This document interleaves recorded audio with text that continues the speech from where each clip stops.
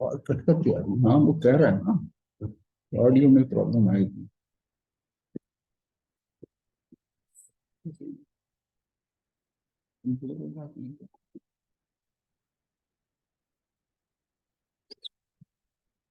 हम्म।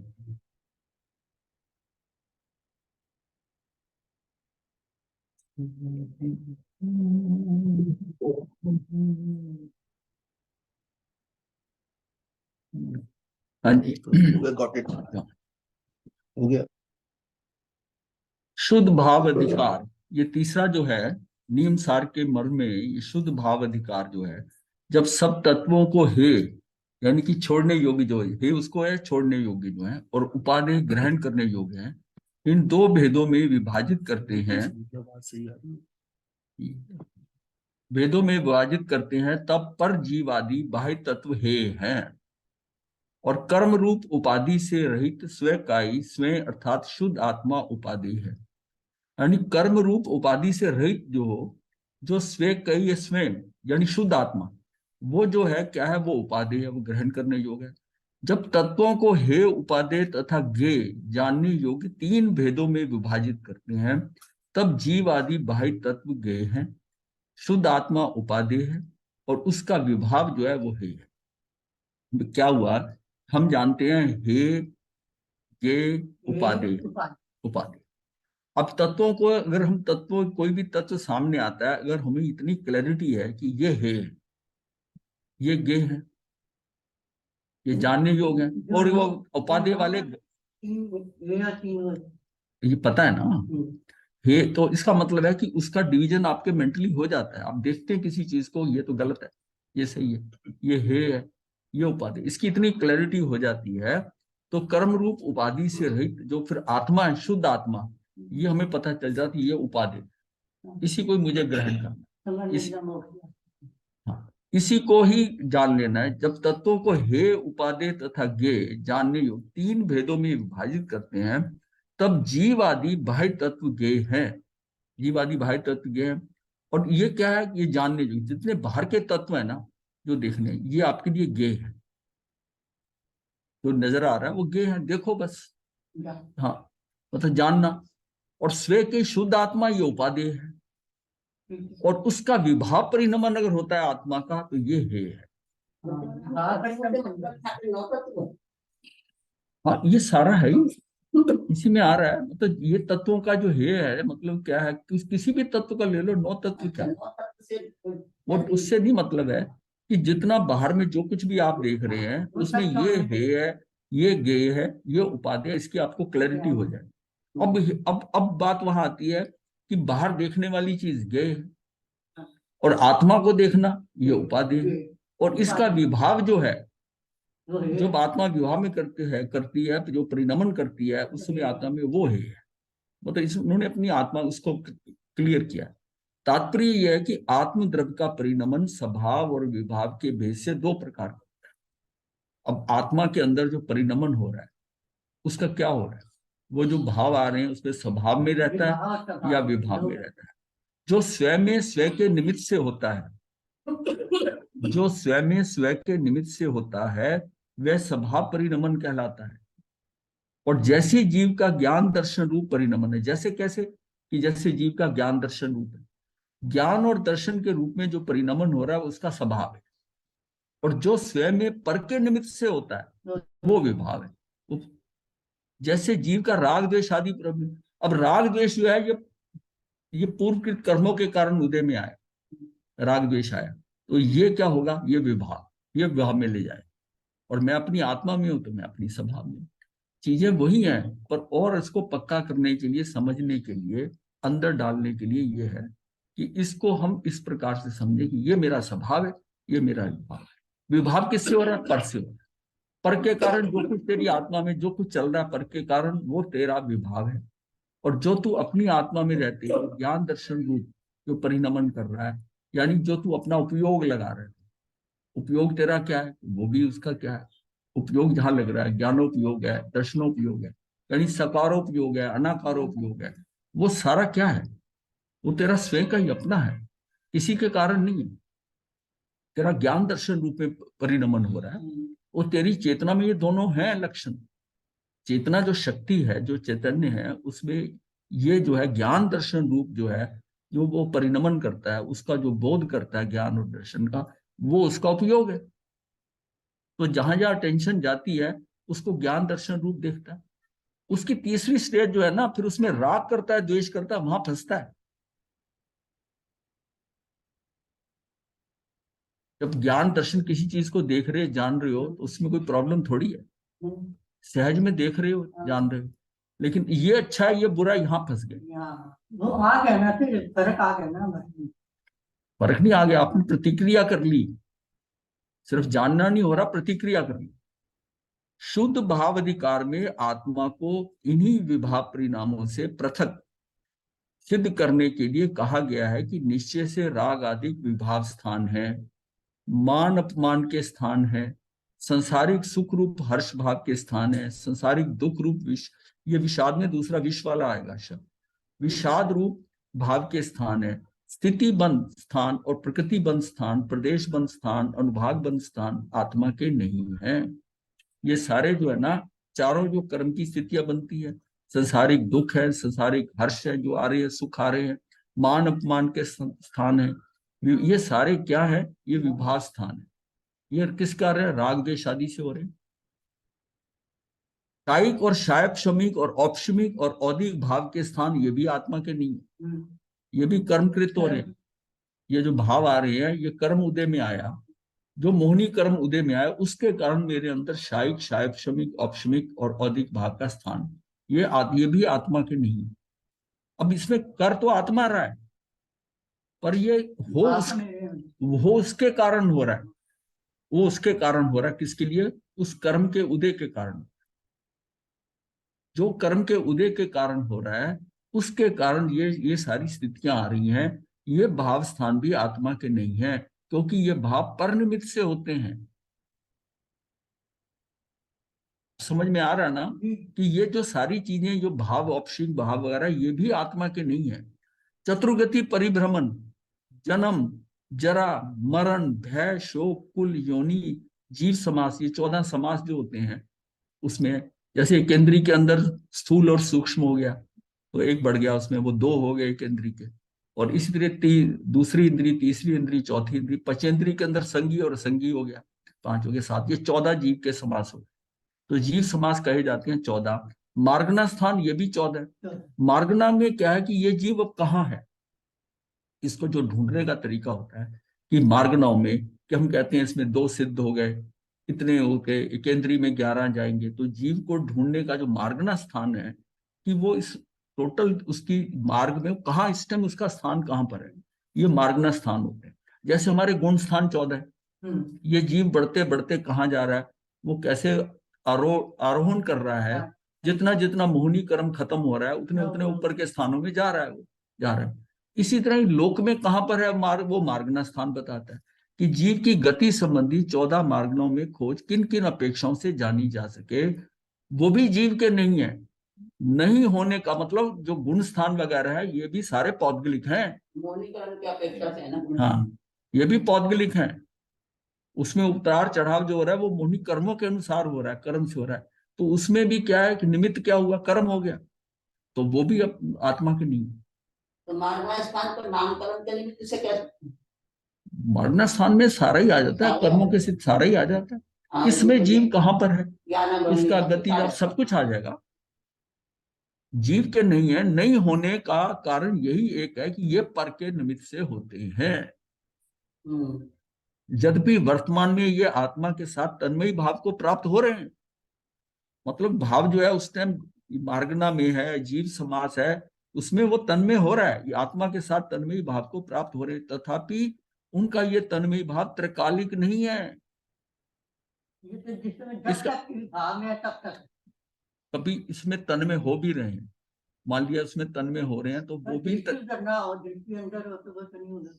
आप अपनी जो समझते हैं उसी से मत करो, जो नया चीज आ रही है उसको पकड़ो। आप हर बार जो कुछ जानते हो उसी पर लाकर सीमित कर रहे हो बात को, खुले खुली दृष्टि से उसको समझो।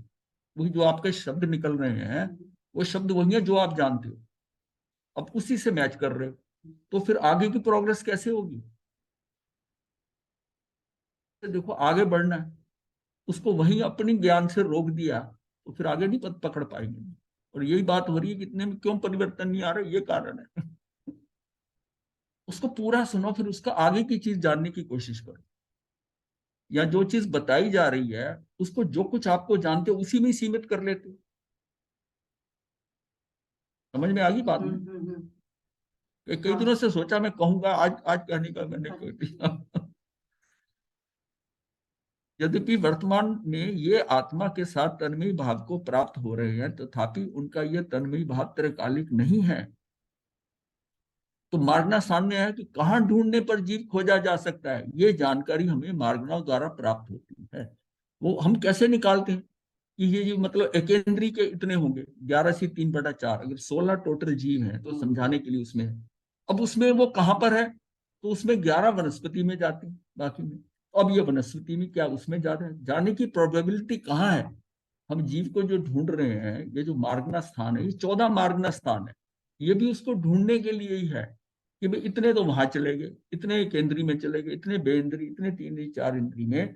तो आपका जहां जाने का स्कोप सबसे ज्यादा कहाँ है? केंद्रीय में जाने का।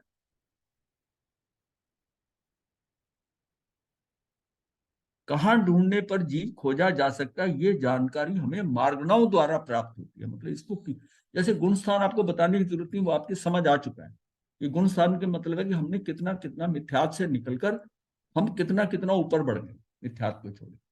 मार्गना स्थान के अंदर हम उस जीव को इस लोक में जो स्थान है, मार्गना स्थान है, उसमें वो कहाँ है, उसकी कहाँ प्रोबेबिलिटी हो सकती है, कहाँ पर वो जा सकता है, तो उसको वहां पर वहां ढूंढा जा सकता है। वो उसके मार्गना स्थान है, ये अपने समझने के लिए। ये इसका विस्तार जो है ना, हमारे यहाँ बहुत कम है, पर षटखंडागम जो है ना, षटखंडागम में ये बहुत एक्सप्लेन किया गया। दिगंबर मान्यता में जितना ज्ञान था पहले, सारा षटखंडागम में था। ये षटखंडागम के बाद में ये सारे जो है ना, प्रवचन सार, समय सार, ये बाद के हैं, ये बाद के हैं। जो उनका ओरिजिनल जो उनके पास बचा था जिसको कर रहे थे, वो षटखंडागमी था। आचार्य का तो मुझे नहीं ध्यान।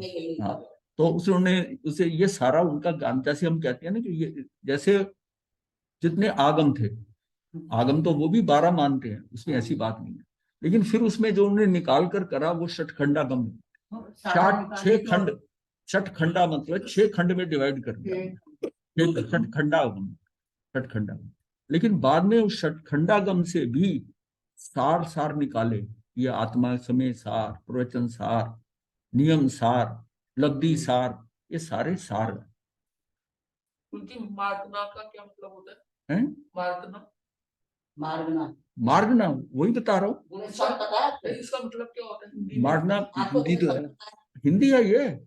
मार्गना मतलब है कि मार्गना के स्थान है कि वो मार्ग में कहाँ पर है इसके, जो ऐसा है कि हमारा क्या है, एक हमारा क्या होता है, एक हमारा लक्ष्य होता है, गंतव्य जिसे कह देते हैं लक्ष्य, वो तो हमारा क्या साध्य है।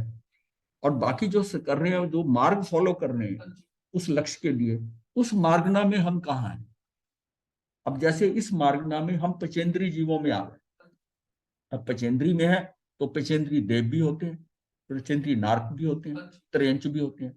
पर हम सब में उस पचेंद्री में आए हैं जो मुक्त हो सकता है, तो वह मनुष्य में आ गए। तो ये इसकी कैटेगराइजेशन होती है, कैटेगरी।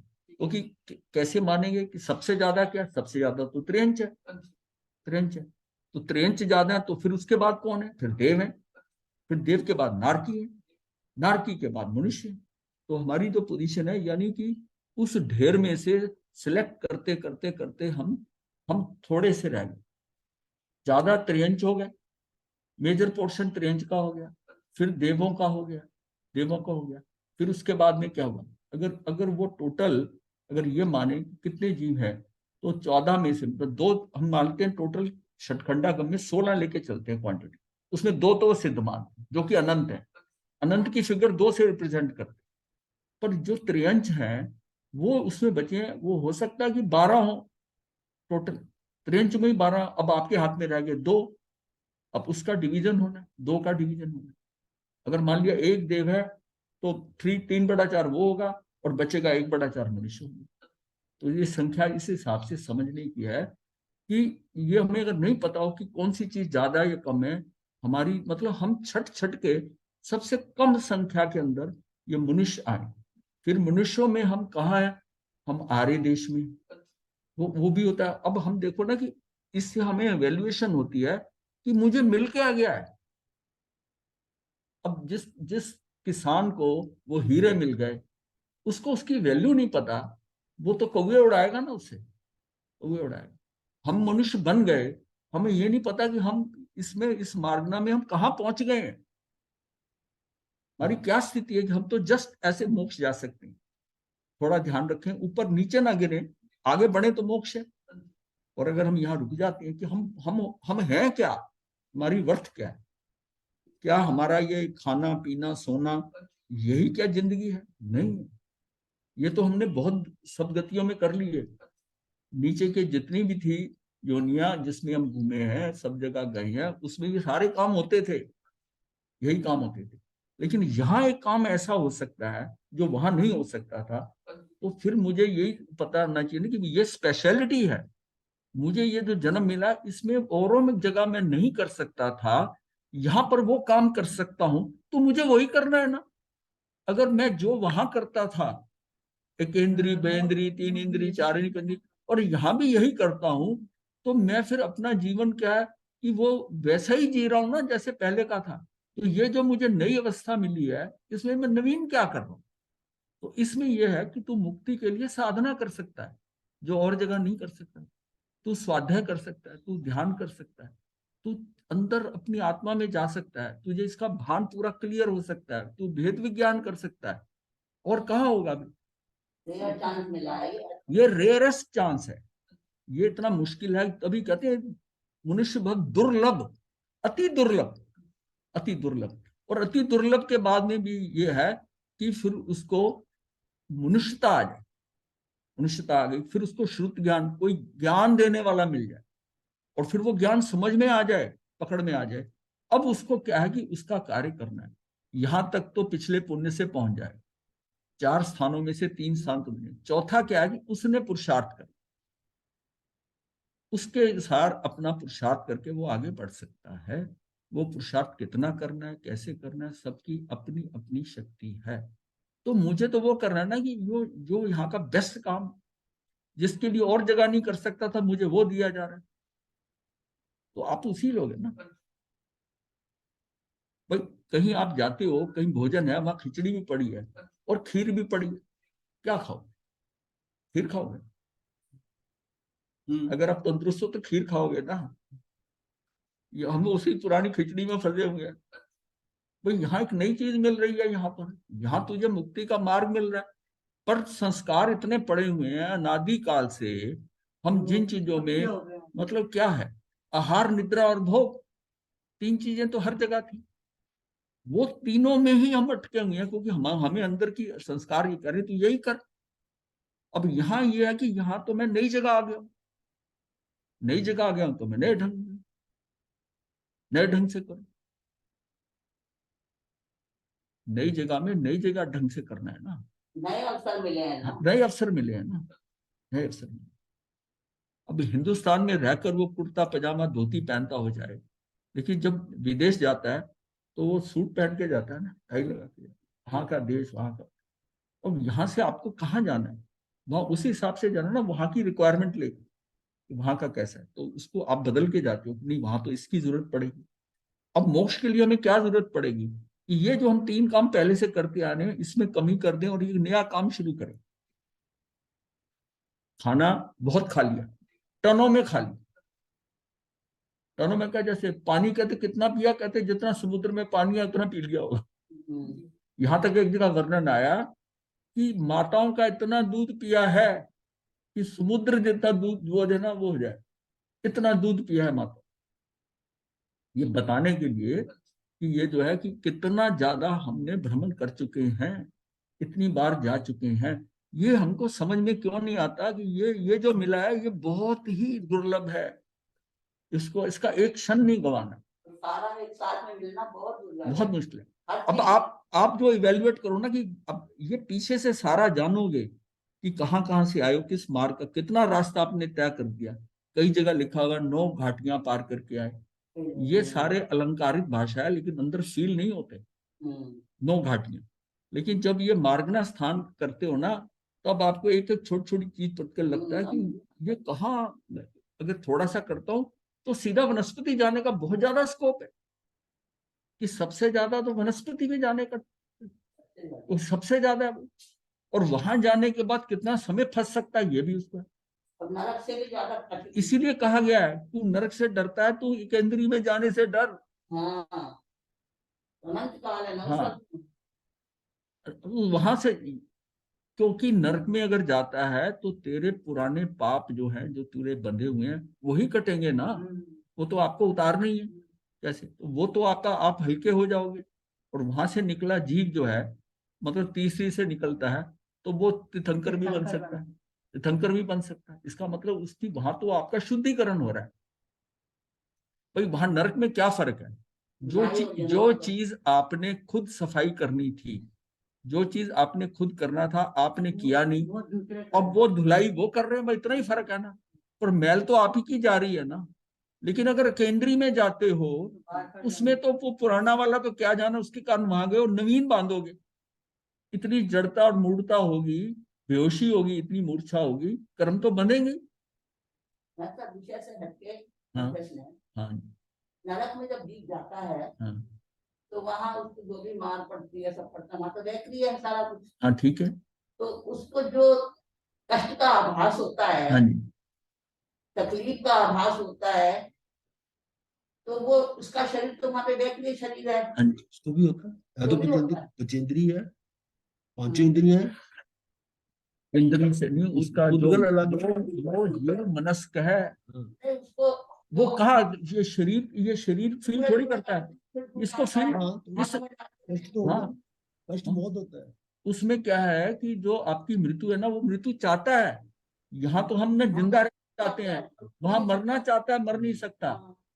ये तो बताया था कि इसीलिए आपके वो कर्म जिसमें आपको एक्सट्रीम दुख देना है, आपने ऐसा पाप किया है कि गैस चैम्बर में 50,000 लोगों को अंदर रखकर और आपने गैस छोड़ दी और वो यहूदी मर गए। अब उसके लिए क्या वही दंड होगा जिसने एक को मारा? या ये है कि 50,000 बार एक एक बार जन्म लेके बने उसको फिर मारे मारे, ऐसा है? अब उसको इतना मारना है कि वो बार बार मरने की कोशिश करे, मरे नहीं, फिर उसको दुखी होना है, दुख फिर मरने दुखी जैसा होना है। हो।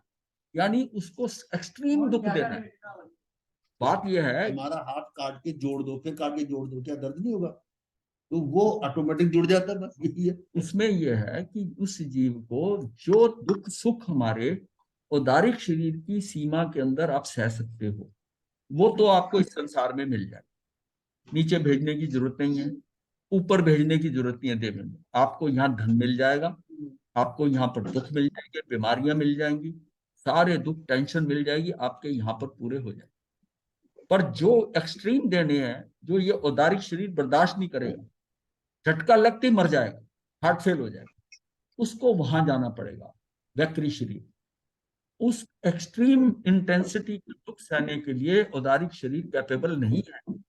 उस दुख को सहने के लिए वो जो है, वो बना हुआ वैक्री शरीर, वो नरक में जाएगा। अब मान लिया उसने सुख काम भी बहुत अच्छा किया, उसको सुख भी बहुत होना चाहिए। जो सुख मनुष्य औदारिक शरीर में ऐसा सुख मिल जाए, तो तब भी फिर हार्ट फेल हो जाएगा, तब भी मर जाएगा। एकदम ऐसा सुख मिल जाए, इसकी एक सीमा है। औदारिक शरीर की एक सीमा है कि सुख दुख सहने की एक सीमा है। ज्यादा सुख में भी आंसू निकलकर सुख में भी बेहोश हो सकता है, बेहोशी आ सकती है, मर भी सकता है। और दुख के कारण, डर के कारण, दुख के कारण यही खड़ा खड़ा मर भी सकता है। ये ये जो है ना, इसका मतलब ये शरीर, औदारिक शरीर उसके लायक नहीं है। उसको सुख पाने के लिए देव बनना पड़ेगा, वैमानिक। वो जो सुख मिलेगा उस वैक्री शरीर से, वो यहाँ का शरीर सहन नहीं कर। ये पूरी क्लासिफिकेशन करके ही है। यहाँ वो लोग कह देते हैं ना कि सुख दुख तो यहाँ भी है, फिर नरक कहाँ से? अरे ये जो सुख दुख है ये बड़े हल्के से हैं, ये आपका शरीर बर्दाश्त कर सकता है। वो जो नीचे दुख मिल रहे हैं, वो तो इस औदारिक स्थिति में तो एक बार में मरण हो जाएगा, वो दुख भी पूरा नहीं होगा। इस समय वो कुंभी से निकलते हैं, बाहर इतना ठंडा टेम्परेचर, और ऊपर क्या, ऊपर वालों में तो गर्मी है, तो कुंभियां ठंडी है। उस कुंभी से निकलता, ठंडी से निकलता, और बाहर गर्मी है, इतनी गर्मी से निकलता उसको, यानी कि वहां पर है आपको ज्यादा से ज्यादा दुख मिले, इसलिए कुंभी ठंडी है, और निकल के बाहर जीव आता है तो ऐसी इतनी गर्मी है कि जैसे लोहे पिघलाने की भट्टी, उसके पास भी उसका वो भी उसको सुख मिलेगा, इससे ज्यादा गर्मी उसके पास उसे। और नीचे के जो तीन है उसमें उल्टा हो जाता है, कुंभी गर्म है और बाहर इतनी ठंड है कि अगर हिमालय पे ले जाकर उसको बर्फ पे लटा दे तब भी उसको चैन पड़ जाए। इसका मतलब वहां वो ठंड कितनी है, कितनी ज्यादा ठंड। अब ये एक्सट्रीम चीजें क्यों है सिस्टम के अंदर है, कि इसको दुख ज्यादा मिले, और ये चीज ऊपर जो है इसको सुख ज्यादा मिले। वहां जैसे जैसे आप वैमानिक ग्रहों में ऊपर की तरफ जाते हैं, आपका सुख का लेवल बढ़ता है, इतना सुख का लेवल बढ़ जाता है।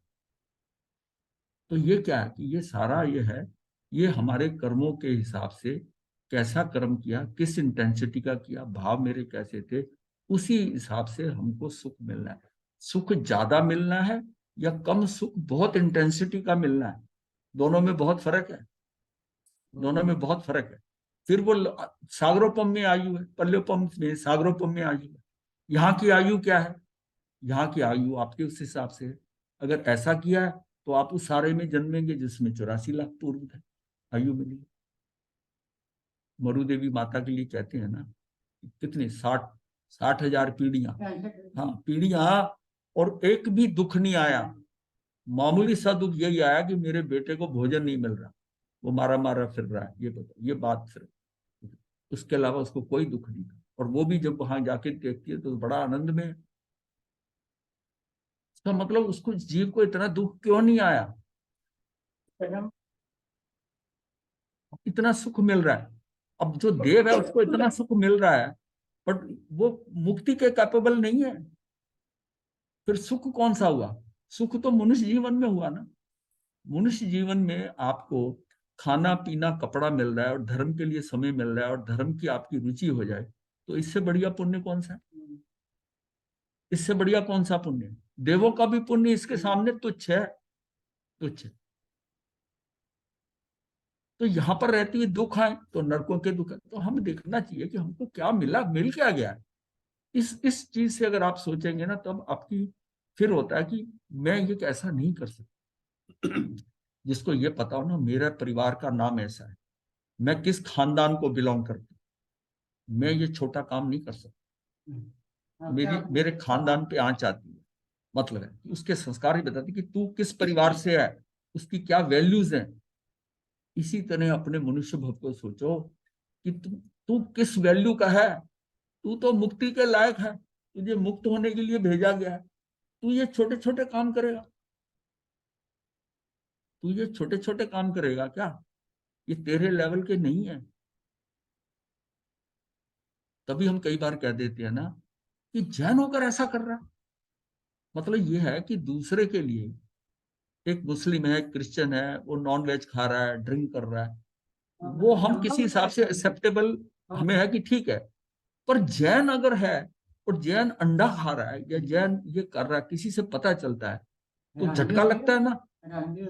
हाँ, क्यों हैरानगी होती है ना, इसलिए कि ये जीव कौन से लेवल का है।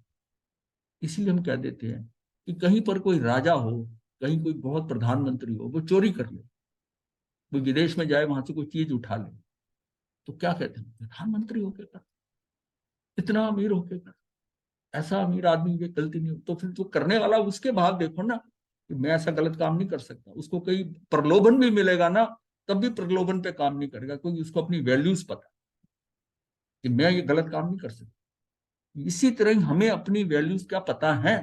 ये जो जो लोग खाते पीते हैं जैन धर्म होकर, वो सारी गलत काम करते हैं, वो किस लिए करते हैं, उनको अपनी वैल्यू नहीं पता, सारी बात। वो जो और करने वाले हैं उनके साथ मिल जाता है, वो ये नहीं सोचता कि मैं इनसे अलग हूं।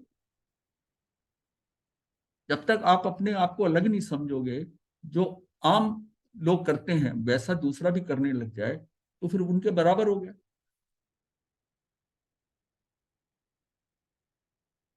ये अपनी इवेल्युएशन करना बहुत जरूरी है, इसी से भाव बनता है साहब कि हमारे परिवार में ऐसा किसी ने नहीं किया, हम ये गलत काम नहीं करेंगे, हमारे ऐसे संस्कार नहीं। इसी तरह मनुष्य भाव का यही बात कि तुझे जो मिला इससे बढ़िया मिल नहीं सकता, तू अब कर जो करना है, ढंग से कर, तेरा समय जा रहा है बापू। ये चीज आते ही ना, ये अंदर की जो स्थिति है वो सुदृढ़ होगी। ये जो अस्थिरता आती है, चलायमान हो जाते हैं हम, ये क्यों होते हैं? इसी तरह कि हमें अपनी सही वैल्यू नहीं पता। ज्ञान दर्शन आदि गुणों के साथ जैसा त्रिकालिक तन्मय भाव है वैसा राग आदि के साथ नहीं है।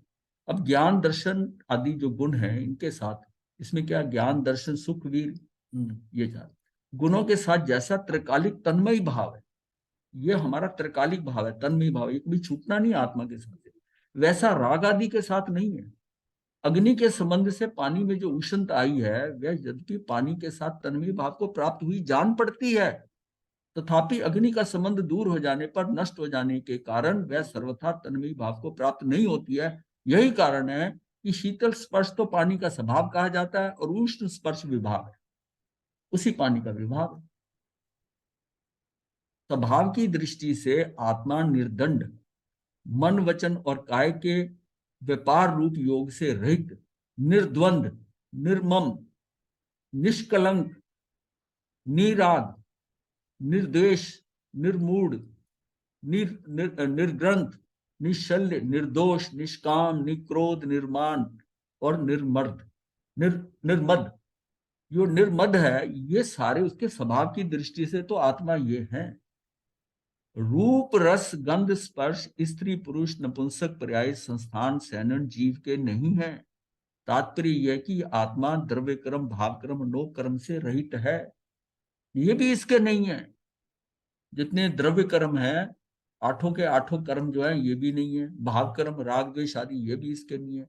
और जो शरीर आदि नौ कर्म और ये पति पुत्री पत्नी जायदाद जितनी प्रॉपर्टी धन दौलत ये भी नौ कर्म में, ये भी इसके नहीं, इससे भी रहित है। मतलब ये जो है ना, ये है मतलब समय सार। समय सार क्या है? ये भी नहीं है, ये भी नहीं है, ये भी नहीं है, करते करते इलिमिनेशन थ्योरी से हाँ इतनी है, ये नहीं है। जबकि हमें सब कुछ नजर आता है कि ये हमारे अंदर, हम समझते हैं कि मेरा तो अपमान कर दिया, मेरा तो ये करे। तेरा अपमान हो ही नहीं सकता, तेरा अपमान हो ही नहीं सकता, आत्मा का अपमान नहीं हो सकता। तो ये महाराज जी, सारे ये जो हमने आत्मा को भाव कर्म से रहित कहा है, ये निश्चय हाँ, रूप से ही कहा है कि व्यवहार रूप से, या ये निश्चय रूप से ही है, निश्चय रूप से है। देखिए एक बात है, जब निश्चय निश्चय रूप होता से है ना, कैसे हो गया महाराज? तो निश्चय फिर भाव में, कर्म किसके कहेंगे फिर? और सुनो नौ सुनो कर्म एक तो बात, समझ में आ गया, दिल कर्म में समझ में आ गया, तो भाव कर्म निश्चय फिर जब अगर होता निश्चय है, रूप से। एक चीज फंडामेंटल सिद्धांत समझो, जब निश्चय होता है तो व्यवहार को उड़ाया नहीं जा सकता। जहां निश्चय है वहां व्यवहार भी होगा, ये पक्की बात है। जहां व्यवहार है वहां निश्चय हो या ना हो। जब हम चीज व्यवहार से करते हैं, व्यवहार से एक आदमी कर रहा है, उसमें तो निश्चय हो या ना हो सकता है। लेकिन जब आप निश्चय की बात कर रहे हैं, तो निश्चय में आपका लक्ष्य है, लेकिन ये नहीं हो सकता वो व्यवहार के बिना हो। इसलिए मुक्ति के मार्ग में जब हम बात करते हैं, निश्चय से उसकी बात करते हैं, दोनों आते हैं। खाली निश्चय से नहीं चल सकते, व्यवहार होगा, धीरे धीरे व्यवहार कम होता जाएगा, निश्चय बढ़ता जाएगा, और करते करते व्यवहार सारा छूट जाएगा और निश्चय रह जाएगा। लेकिन हमारी जो सीढ़ी चढ़ना होगा ना, वो व्यवहार से ही होगा।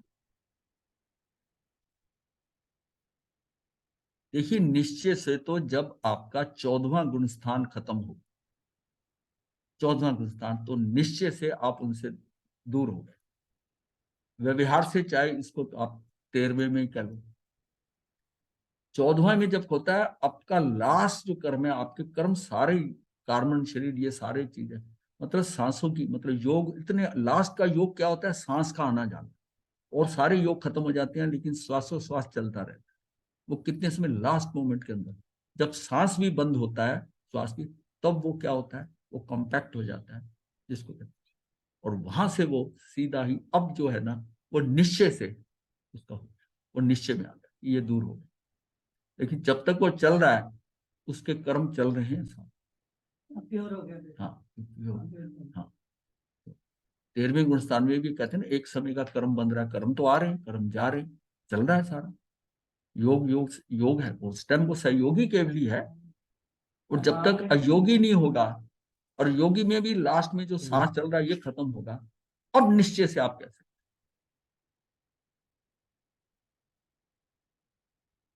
तो व्यवहार रहता है। व्यवहार निश्चय के साथ ये बिल्कुल क्लियर है। इसलिए कई बार डाउट होता है कि आप निश्चय में बात कर रहे हैं तो क्या व्यवहार नहीं है। जिस टाइम निश्चय की हम बात कर रहे हैं, उस टाइम व्यवहार का पोर्शन साथ में है, क्योंकि निश्चय व्यवहार के बिना नहीं होता। व्यवहार कर रहे हैं तो जरूरी नहीं कि निश्चय उसके साथ, उसके लक्ष्य में निश्चय।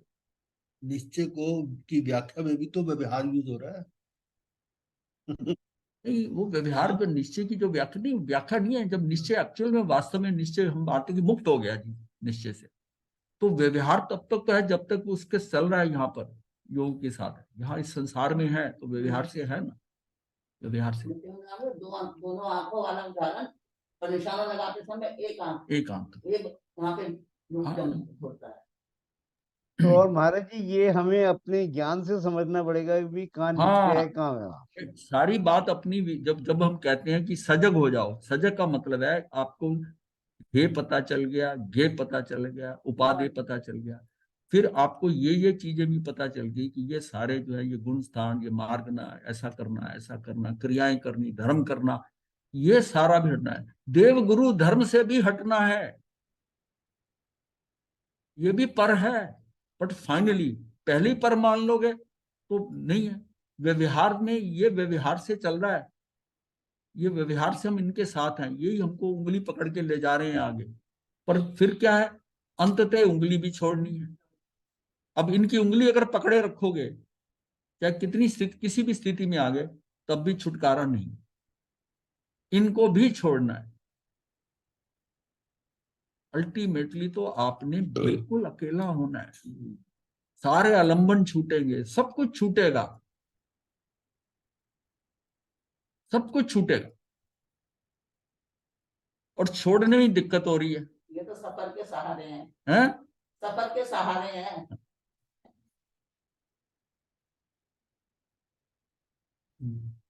आत्मा रस रूप गंध स्पर्श के रहित है, चेतना गुण वाला है, शब्द रहित है, अलिंग, कोई लिंग नहीं है इसका, अलिंग ग्रहण है, और अनिर्दिष्ट संस्थान है। कोई इसका मतलब ऐसा संस्थान नहीं कि ये संस्थान है, किसी का संस्थान का नहीं। 6 संस्थान जो होते हैं, स्वरूप उपदान की अपेक्षा चेतना गुण से सहित है, पर रूप से अपहन की अपेक्षा रस रूप आदि से रहित है।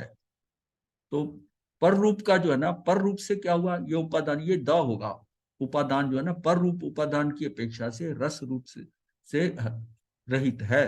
तब फिर जीव कैसा है? स्वभाव दृष्टि से कहा गया है कि जैसे सिद्ध है वैसा ही संसारस्थ जीव भी है। स्वभाव दृष्टि से तो कहा है कि जैसा सिद्ध है, सिद्धो जैसे, सिद्ध मेरे जैसे ही है, वैसे ही संसारस्थ जीव भी है। वर्तमान में जीव का संसार पर्याय रूप अशुद्ध परिणमन चल रहा है, क्योंकि एक काल में एक ही परिणमन हो सकता है। अतः जिस समय जीव का शुद्ध परिणमन चल रहा है, उस समय शुद्ध परिणमन का अभाव ही है, परंतु शुद्ध परिणमन की योग्यता जीव में सदा रहती है। इसलिए शुद्ध परिणमन के समय भी उसका शुद्ध परिणमन कहा जाता है। उसकी आत्मा तो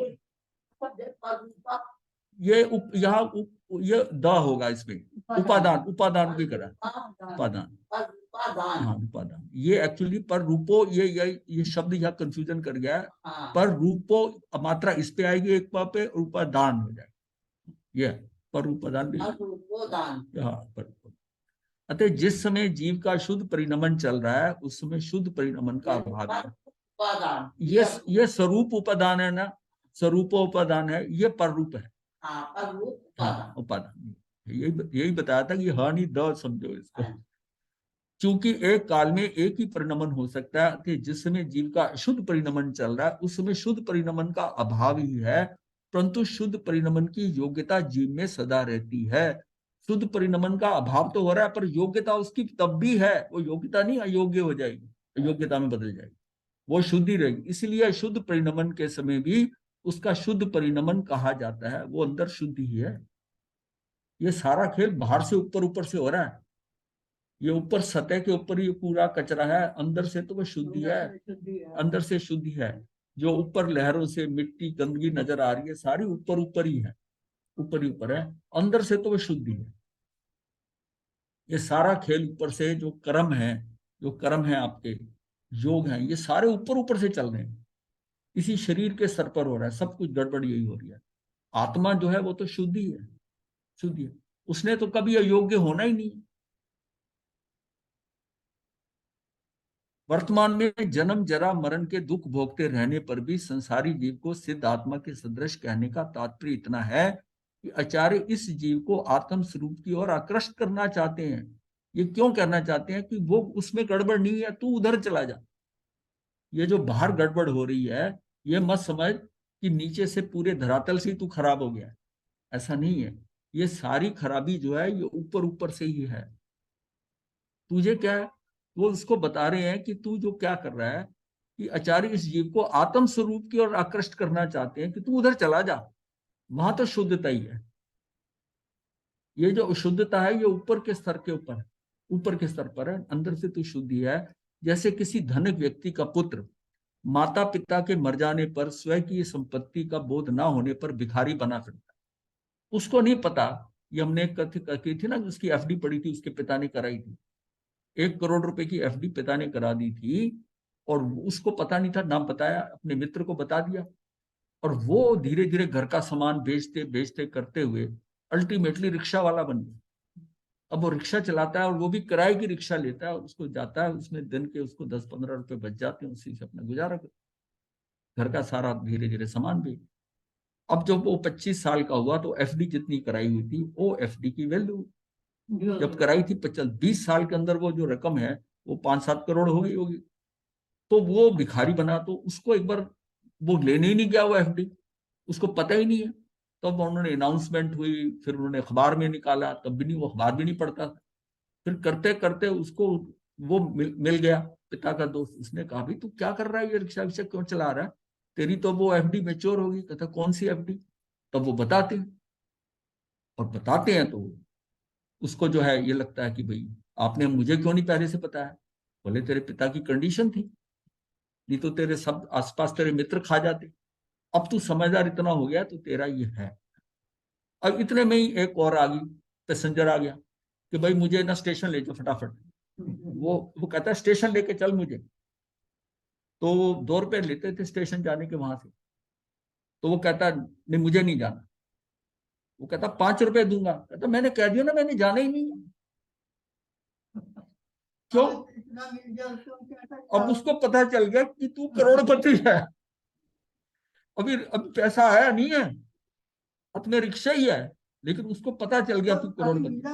हाँ, आपको अगर ये पता चल जाए कि आप तो मुक्ति के लायक, आप सिद्ध जैसे ही हैं, सिद्धत्व आप में है, फिर जो आप ये उल्टे सीधे काम करते हो ना, फिर 2-2 रुपए का सवारी लेने, वो कहता मैंने जाना ही नहीं है।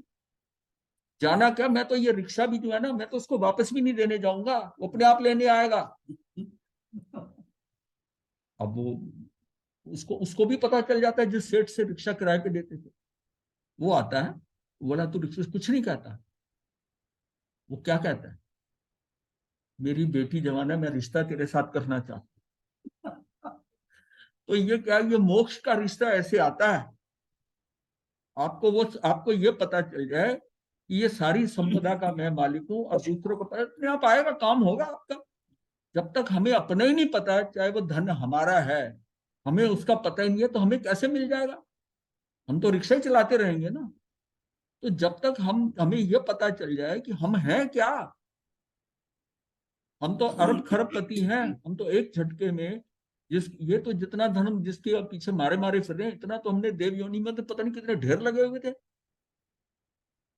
मणिमाणकों के इतने ढेर लगे थे, इतना पैसा धन देखा हुआ है, पर ये जो धन मिला है, इस धन से तू वो पा सकता है जो सुख कहीं नहीं मिल सकता, अव्ययभाव सुख।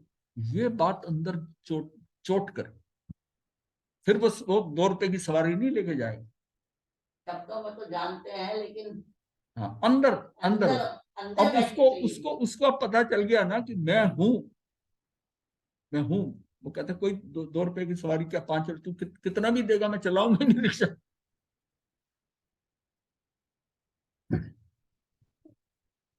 जैसे किसी धनिक व्यक्ति के पुत्र माता पिता के मर जाने पर स्वयं की संपत्ति का बोध न होने पर भिखारी बना फिरता है, उसे कोई ज्ञानी पुरुष समझाता है कि तू भिखारी क्यों बना फिर रहा है, भिखारी बनकर रहा है, तू अमुक सेठ के समान करोड़पति है, अपने धन को प्राप्त कर इस भिखारी दशा से मुक्ति पाले। इसी प्रकार अपने ज्ञान दर्शन स्वभाव को भूलकर ये जीव वर्तमान की अशुद्ध परिणति में आत्मी बुद्धि कर दुखी हो रहा है। उसे ज्ञानी आचार्य समझाते हैं, अरे भाई तू तो सिद्ध भगवान के समान है, जन्म मरण के चक्कर को अपना मानकर दुखी क्यों हो रहा है। आचार्य के उपदेश से निकट भव्य जीव अपने स्वभाव की ओर लक्ष्य बनाकर सिद्ध आत्मा के समान शुद्ध परिणति को प्राप्त कर लेते हैं, परंतु दीर्घ संसारी जीव स्वभाव की ओर लक्ष्य न करने का कारण इसी संसार में परिभ्रमण करते रहते हैं। उनका अभी दीर्घ संसारी का मतलब है अभी उनकी मुक्ति बहुत नजदीक नहीं है, वो दीर्घ संसारी। दीर्घ संसारी में वो भी आ जाएंगे। यहाँ हमने बात भवी की कर रहे हैं, इसको है कि भव से, लेकिन अब भवी भी है, वो तो हमेशा के लिए संसारी है, वो तो संसार से निकल ही नहीं पाए। तो ये सारा क्या है कि अपने को ये समझना है कि हम क्या प्राप्त कर सकते हैं। आज अगर हम ये आज भी समय हो कि हमने ये सोना है, ये खाना है, ये ऐसा करना है, तो फिर क्या है, कुछ नहीं होगा। फिर तो करोड़पति भी और रिक्शा भी चलाते रहो, रिक्शा ही चलाते रहोगे, इसी कैटेगरी में आएंगे। उसी कैटेगरी में। शुद्ध भाव अधिकार में शुद्ध भाव की ओर भी आत्मा का लक्ष्य हो जावे, इसी अभिप्राय से वर्णन किया गया है। इस कथन ये कथन जो है ना, ये द्रव्य आर्थिक न्याय की अपेक्षा से है। इस पे सारा जोर ना द्रव्य पे दिया कि द्रव्य तुम्हारी आत्मा है। द्रव्य आर्थिक न्याय की अपेक्षा से है कि तू इसका ध्यान कर, तू पर्यायार्थिक जो तेरी अवस्थाएं हैं उसमें मत उलझ। लेकिन यहां से द्रव्यार्थिक न्याय में आने से पर्यार्थिक न्याय की अपेक्षा वर्तमान में जीव जो पर्याय है उसको निकारा नहीं किया जा रहा, मात्र उसे उस ओर से दृष्टि को हटाकर स्वभाव की ओर लगाने का प्रयास। उसको नकारा नहीं किया जा रहा कि ये इसको नकारा, उसको है कि तू दृष्टि वहां डाल अपने, हाँ उसमें आ, तू उसमें आ, वो द्रव्य के ऊपर दृष्टि डाल। काम तेरा द्रव्य पे होना है। पर्याय तो इतनी चंचल है, एक समय में आती है और जाती है, इसके भरोसे मत बैठ। ये हमेशा पर्यायार्थिक ने कहता है कि ये हमेशा बदल रही है, व्यक्ति बदल रहा है, वस्तुएं बदल रही हैं, परिस्थितियां बदल रही हैं, सब कुछ बदल रहा है। जो बदल रहा है उस पर भरोसा क्यों कर रहा है। जो कभी नहीं बदलना, मित्र वही अच्छा होता है ना, जो कभी मतलब है कि उसके ऊपर आप भरोसा कर सको, जो समझे कि वो कभी भी बदल सकता है, कभी भी अपना स्थान बदल सकता है, तो फिर उसकी मित्रता किस काम की। तो पर्यायार्थिक न्याय के अंदर क्या है कि ये तो एक समय की पर्याय है, एक समय की पर्याय। सम्यक दर्शन, सम्यक ज्ञान, सम्यक चरित्र और सम्यक तप, ये चारों उपाय स्वभाव दृष्टि को प्राप्त करने में परम सहायक हैं, इसलिए उन्हें प्राप्त करने का पुरुषार्थ करना चाहिए। असली काम इनसे होगा। विपरीत अभिप्राय से रहित श्रद्धान ही सम्यक्त है, तथा संशय, विपर्य, अनध्यवसाय, ये जो है इसे रहित ज्ञान ही सम्यक ज्ञान है। ना तो हमारे में संशय हो, ना विपरीत ज्ञान हो, या भावों की विपरीतता हो, या अध्यवसाय जो होते अनवध्यवसाय में, तो ये रहित ज्ञान ही सम्यक ज्ञान है। दूसरे शब्दों में चल मलिन और चल मल और अगाढ़, ये दोष आते हैं। ये दोष सम्यक के दोष बताए जाते हैं। चल मल, मल भी कहते हैं, मलिन कह दिया, मल और अगाढ़त्व दोष से रहित है। तो ये रहित श्रद्धानी सम्यक्त है। ये किसको होता है, ये शायिक संस्कृति जीव को होता है। शायिक संस्कृति जीव का मतलब है कि उसके अंदर जब हमारा मौनी कर्म के 3 हिस्से हुए थे, मिथ्यात का, मिश्र का और सम्यक्त का। अब ये जो शिवक्षमिक सम्यक दर्शन हुआ, ये सम्यक्त दर्शन मौनी से हुआ, जो तीसरी कैटेगरी जो साफ थी, जो साफ कैटेगरी थी, उसके कारण। जो साफ है, तो फिर उसके अंदर सम्यक दर्शन के अंदर फिर ये चल मल क्यों आ रहे? कई बार कैसा होता है कि कपड़ा साफ हो जाए, साफ हो जाता है, पर कहीं पे थोड़ा सा गंध लगा होता है, यही होता है, जिसको कि पहले से तो हल्का पड़ गया और निशान पूरा गया नहीं है, उसको आप वहीं पर ही हाथ रखकर उसको उतने पोर्शन को और रगड़ते हो, एक्स्ट्रा रगड़ते हो, और उस पर चाहे साबुन लगा के थोड़ा सा, और फिर वो दाग को भी हटाते हो। जब आपने जनरल धोया था, वो दाग हल्के तो पड़ गए, पर रह गए, रह गए। ये हमारे अंदर चल मल और अगाड़। चल क्या है कि हम चलायमान, अस्थिरता है हमारे अंदर, अस्थिरता है, चलायमान हो जाते हैं किसी दृष्टि। मतलब क्या है कि कर्मों पे भी विश्वास है, और फिर ये भी कहते हैं कि शांतिनाथ भगवान साता करें, पार्श्वनाथ भगवान कुछ कमारा करके। अब क्या हुआ, ये भाव आते ही, अंदर से भाव आते ही ये वो चलित हो गया, ऊपर की तरफ चले गए। हाँ, पर की तरफ चले गए, आप चलित हो गए उसके अंदर। मल का क्या मतलब है कि सम्यक दृष्टि है, मेरा शिष्य है, मेरा संघ है, मेरा संप्रदाय है, ये सारा इसमें। वो भी उसका क्या है, जब सब कुछ सम्यक दर्शन नहीं है, फिर भी मेरा संघ, मेरा क्षेत्र, इस क्षेत्र का वो मेरा क्षेत्र जो आता है, ये भी उसके अंदर क्या है, ये मल है, मल है। और ये जो है अगाड़ का मतलब है कि तेरी श्रद्धा उतनी गाढ़ी नहीं है, तेरी श्रद्धा ठोस नहीं हुई है, तेरी श्रद्धा दृढ़ नहीं हुई है, तेरी श्रद्धा जो है अभी उसमें क्या है, प्रमाद है, कहीं ना कहीं प्रमाद आ जाता है।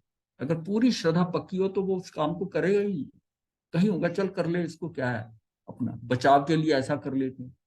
तो वो क्या है, ये सारे जो है ना, ये सम्यक दर्शन के अंदर ये चल मल और ये दोष आ जाते, इन दोष आते, इन दोषों को समझ के इनको एक्स्ट्रा निकालना पड़ता है, निकालना पड़ता है। आगे आएगी इसकी डिटेल। तो इसमें यह है चल मल, ये अगाध दोष से रहित श्रद्धान ही सम्यकता है। इस दोष से रहित होना ही तब आपका पूरी तरह श्रद्धान सम्यक्त है। और हेयोपादे, हे और उपादेय तत्व ज्ञान, तत्वों का ज्ञान ही सम्यक ज्ञान है। मतलब इसके हे और उपादेय, इनका ज्ञान जो है यही सम्यक ज्ञान है। सम्यक की बाह्य निमित्त जिन सूत्र, जिन आगम, उसके गायक पुरुष तथा अंतरंग निमित्त, दर्शन मोहनी क्या अंतरंग निमित्त है, और उसका उपशम हुआ, क्षय हुआ, क्षेपशम आदि कहा गया है। ये क्या हुआ, ये आपके अंतरंग निमित्त है। एक तो बाह्य निमित्त होता है, बाह्य निमित्त में क्या होता है, जिन आगम होंगे, आगम अपने, और गायक पुरुष होगा, कोई जो जानकार है, ज्ञानी है, वो हमारा बाह्य निमित्त होगा। अंतरंग निमित्त क्या है, अंदर दर्शन मोहनीय कर्म का उपशम, क्षय, क्षेपशम, ये अंदर होगा। इसी से हो रहा है ना साहब, ये समझ में आता है। इसका मतलब है कि इसको इससे इससे हटना है। तो ये दोनों जो है ना, ये दोष के कारण बन जाते हैं। बाह्य कारण तो समझ आते हैं, दर्शन मोहनीय कर्म के अंदर कुछ ना कुछ कोई कमी आ गई, उससे हम चल मल और अगाढ़ अर्थ दोष से रहित होना है, ये प्रॉब्लम कर देते हैं कई। बाह्यंग निमित्त के मिलने पर कार्य की सिद्धि होती भी है और नहीं भी होती, परंतु अंतरंग निमित्त के मिलने पर कार्य की सिद्धि नियम से होती है।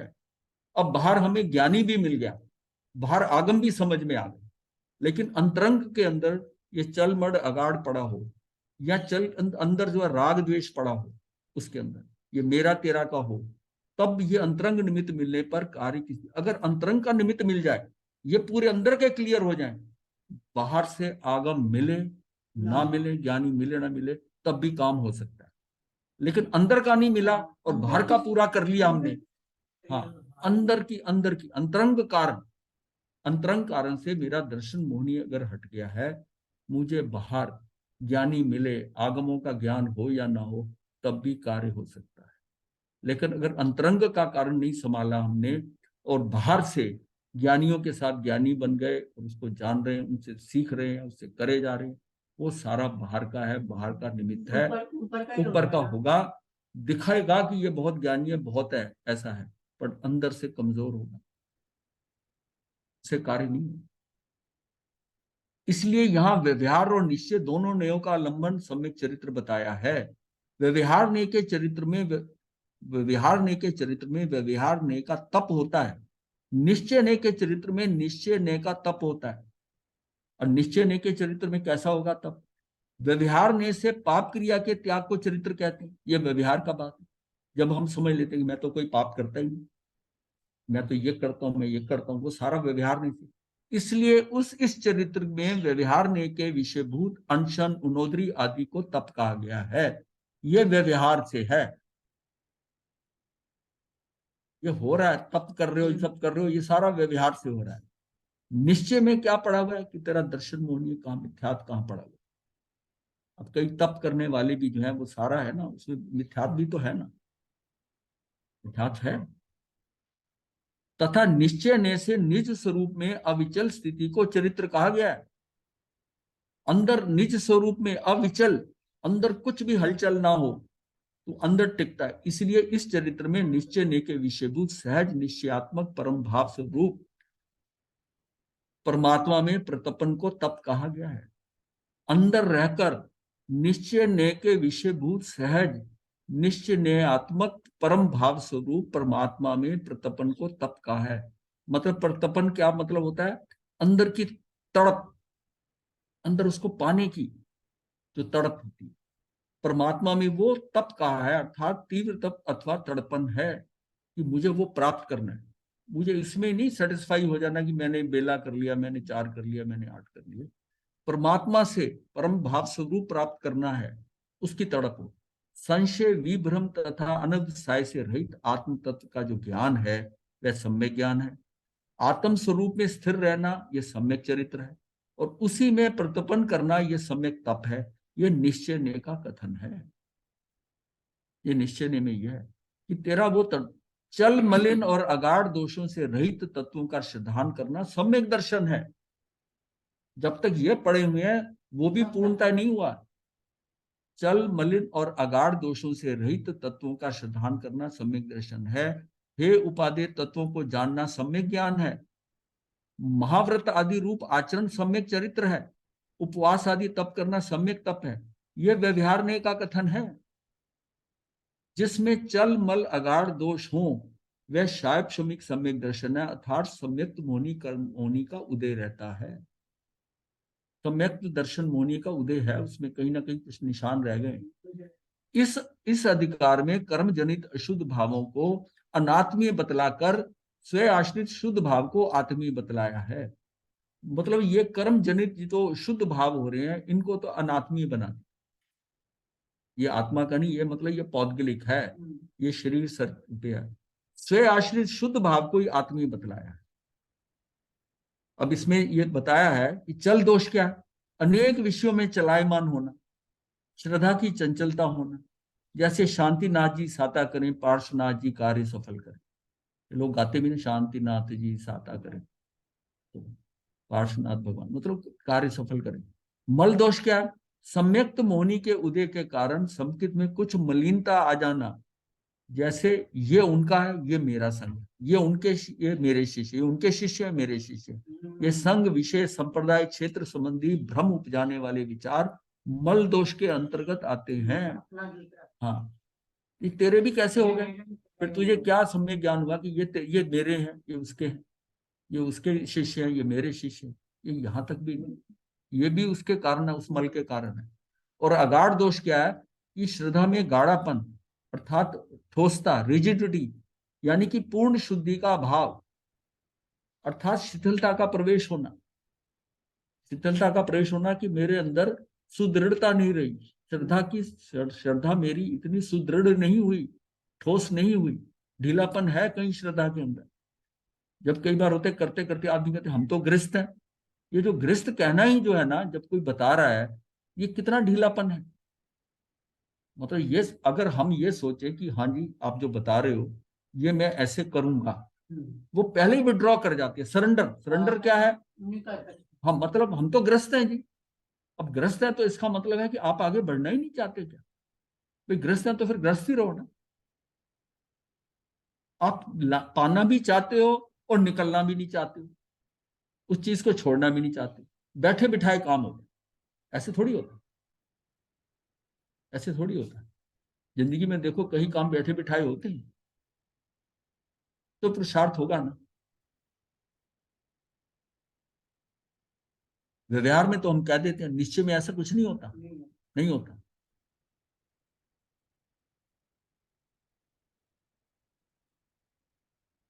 तो ये क्या है, व्यवहार चरित्र अधिकार, ये इसमें चार चौथा आ गया। हाँ टाइम हो गया, चलो यहीं तक ठीक है। इसमें देखिए सारी बात क्या आई है, क्रॉस मत करना। सारी बात क्या आई है, इसलिए क्या हुआ, सम्यक ज्ञान क्या है, सम्यक दर्शन क्या है, सम्यक चरित्र क्या है। सम्यक चरित्र के अंदर व्यवहार और निश्चय भी समझा दिया। आप जो तप वगैरह ये करते हो, ये आपका काम है, ये व्यवहार में, ये व्यवहार में, ये व्यवहार में। ये निश्चय में कब बनता है, जिस टाइम आपको सम्यक दर्शन हो, सम्यक दर्शन हो जाए, सम्यक ज्ञान हो जाए। अब जो चरित्र होगा वो आप समझ के करेंगे, जैसा करेंगे वैसा आगे। और सम्यक दर्शन के अंदर भी चल मल और ये जो है ये दोष है, ये दोष हो सकते हैं, उसको सम्यक दर्शन के साथ ऐसा नहीं समझे। इसका पूरा ध्यान रखना पड़ता है, श्रद्धा में कहीं कमजोरी ना आए। जब सम्यक दर्शन से गिरता है, वो किससे किस कारण गिरता है, यही कारण है। सम्यक दर्शन एक बार हो गया, कुछ ना कुछ गड़बड़ होगी, कहीं श्रद्धा ढीली पड़ गई, कहीं पर कहीं ऐसा कषाय उदय में आ गया कि आप एक तेज भड़क उठे, अनंतानंदी कषाय कर लिया, सम्यक दर्शन निकल गया।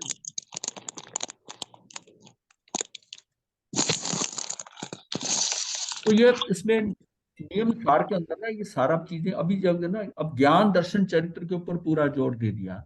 अब यह जहां जहां गलतियां होंगी वहां आलोचना करनी, प्रतिक्रमण करना, सारा ही करते हुए 12 ये हैं। ये अभी तक हम जहां तक पहुंचे हैं ना, तीन तीन तीन हमने करनी है। तो उसके अंदर अब आगे के जो है ना, वो आगे और प्यूरिफिकेशन होता जाए। कि हमें ये सिर्फ समझाने के लिए कि अल्टीमेटली हमारे अंदर ये पक्का हो जाए कि हमने करना क्या है। अब कोई देखा देखी तब करे जा रहा है, अब उसको यही नहीं पता कि ये सारा व्यवहार का हो रहा है, इसमें निश्चय में कुछ भी नहीं है मेरा, देखा देखी हो रहा है। फिर जो तब भी कर रहा है वो किस ढंग से कर रहा है, कहाँ पहुंच रहा है आत्मा के अंदर। मतलब ये चीजें जब क्लियर नहीं होंगी ना, तो हम अंधेरे के अंदर, we are groping in the dark, हम हाथ पांव अंधेरे में मारे जा रहे हैं, हमें कुछ नजर नहीं आ रहा। क्लैरिटी से काम करना होगा, तब इतनी डिफिकल्ट नहीं होती। अब क्या, अब इतने तप करने के बाद कुछ होता नहीं है, वो भी हताश हो जाता है। अब वो मिथ्यात्व छोड़ना नहीं चाहता, इसको ऐसा कर लें, अठाई कर ली है, ऐसी पूजा भी कर लें, ये भी कर लें, लोग ले जाते हैं, उसकी पूजा करें, देवी की पूजा करें, किसी की। अरे भाई तप किया है किसके लिए किया है, मां के हिसाब से, अपनी आत्मा का कल्याण के लिए। और फिर भी ये विचारधारा तो है। एक्चुअल में हमने तप को बहुत गलत ढंग से समझा। हमने क्रिया पकड़ के रखा है। हमने ये करके, क्योंकि शास्त्रों में जो आया है ना कि उसने रत्नावली तप किया, उसने ये करा, वो तप, उसकी इंपॉर्टेंस बताई है, पर उसके साथ उनका क्या था, अंदर से उनकी स्थिति क्या थी, वो साथ में लिखा कि इसको, कहीं ये बताया कि उनको ये सम्यक दर्शन हुआ था तब उन्होंने ये ली। सम्यक दर्शन के आगे फिर तप करके करा, वो तप जो है उनकी कैसे निर्जरा कर रहा है, किस स्पीड के ऊपर है। और सभी वो काली महाकाली उसको पढ़ते हैं जब ना, तो उसमें आता है कि भी तप किया जाए। पर तप से पहले क्या चाहिए, उस तप से पहले उस पर कभी कोई जोर ही नहीं देता। उसको मिथ्यात्व से और अनंतानुबंधी कषाय की चौकड़ी। मैंने कई बार आपको एग्जाम्पल बताई है कि मैं उस टाइम अभी बच्चा ही था, 51 तप का उसका उनका पारना था, और इतना गर्म होकर इतना गर्म हुए थे, मैं देख के, बच्चा होते मैं हैरान हो गया था। मैंने, मुझे तब बड़ी तब से ये हुआ कि समझ नहीं थी इतनी, पर ये लगा कि ये तो इतना क्रोध तो वैसे भी नहीं होना चाहिए, तपस्वी को इतना क्रोध क्यों आया। इसका मतलब वो सारा काय क्लेश था। और गुरु जी मैंने एक चीज और देखी, जो बहुत ज्यादा ध्यान में डूबे रहते हैं ना, वो उनके अंदर भी बहुत ज्यादा क्रोध होता है। मतलब वो किस वजह से वो होता ध्यान है ही नहीं, वो ध्यान नहीं है, फिर वो तो आंखें बंद करके बैठा है। ध्यान नहीं है वो। आंखें बंद करके बैठना, वो करना, वो अलग चीज है, ध्यान में जाना अलग चीज। अगर सही ध्यान में जा रहा है तो उसके अंदर वो चीजें खत्म हो जाएंगी। कैसे होगा, वो आत्मा तो इतनी शुद्ध है, आपने उसका वो आपका साथी कौन है, आपका साथी करते हुए आपका आत्मा आपकी साथी है, वो तो इतनी शुद्ध है, और शुद्ध के साथ रहे हो तो वो इतनी शुद्धता भी नहीं, आप पे थोड़ी बहुत भी नहीं आएगी।